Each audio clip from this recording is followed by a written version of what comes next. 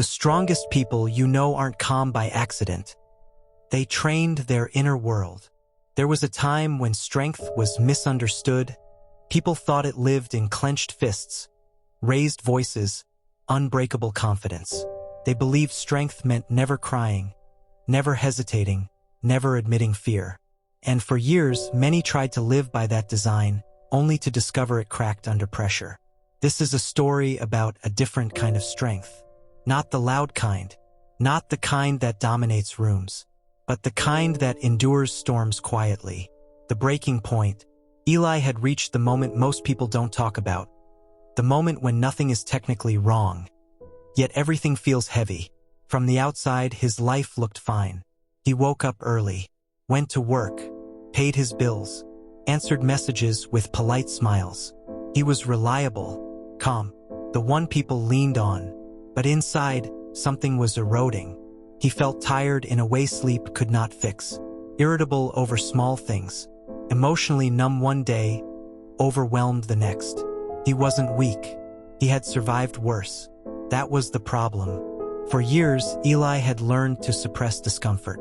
When things hurt, he pushed through. When emotions surfaced, he buried them under productivity and responsibility.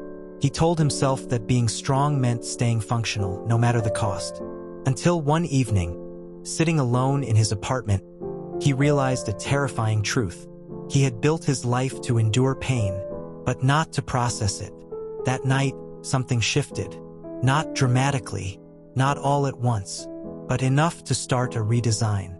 The old blueprint. Eli grew up in an environment where emotions were inconvenient. You were praised for holding it together, rewarded for being mature, admired for not needing help. Over time, he internalized a belief that many people unknowingly carry. If I feel deeply, I will fall apart. So he learned control instead of understanding, suppression instead of awareness, survival instead of growth. And it worked until it didn't, because emotional strength is not the absence of feeling. It is the ability to move through feeling without losing yourself. And Eli had never been taught how. The encounter. One quiet morning, searching for silence more than answers, Eli wandered into an old monastery at the edge of the city. It wasn't planned. He just needed space where nothing demanded anything from him. Inside, the air felt slower. An elderly abbot sat near a window, watching sunlight stretch across the floor like something alive. When Eli hesitated at the doorway, the abbot spoke without turning.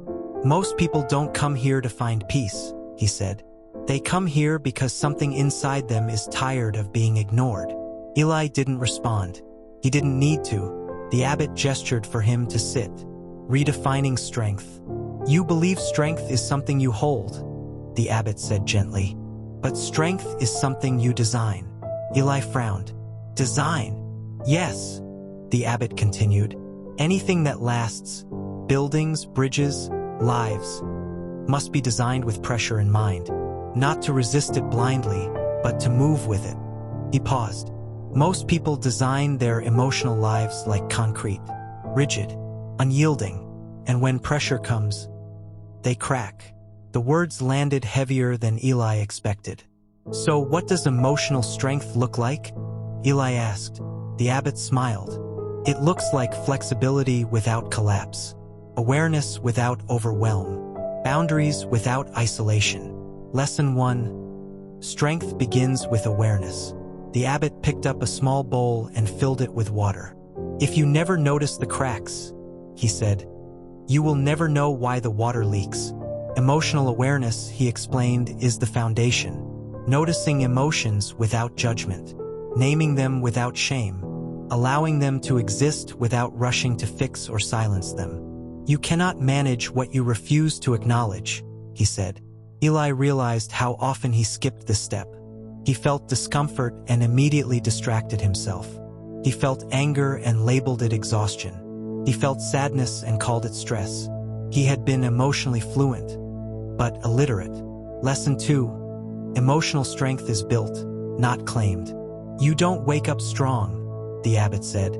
You practice becoming strong. Emotional strength grows through repetition. choosing to sit with discomfort instead of escaping it, responding instead of reacting, pausing instead of exploding or withdrawing. The abbot explained that every moment of emotional regulation rewires the nervous system. You are training your inner architecture, he said, brick by brick. Eli realized strength wasn't a personality trait. It was a skill, and skills could be learned. Lesson 3, boundaries are a form of self-respect.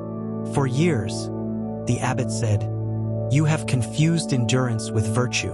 Eli felt exposed. Endurance without boundaries becomes self-abandonment.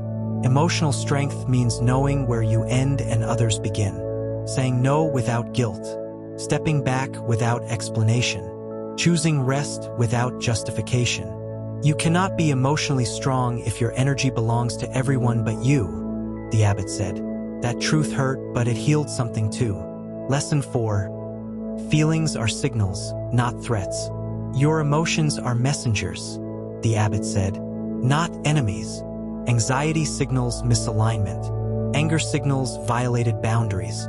Sadness signals loss or longing. Ignoring emotions doesn't make them disappear. It makes them louder later.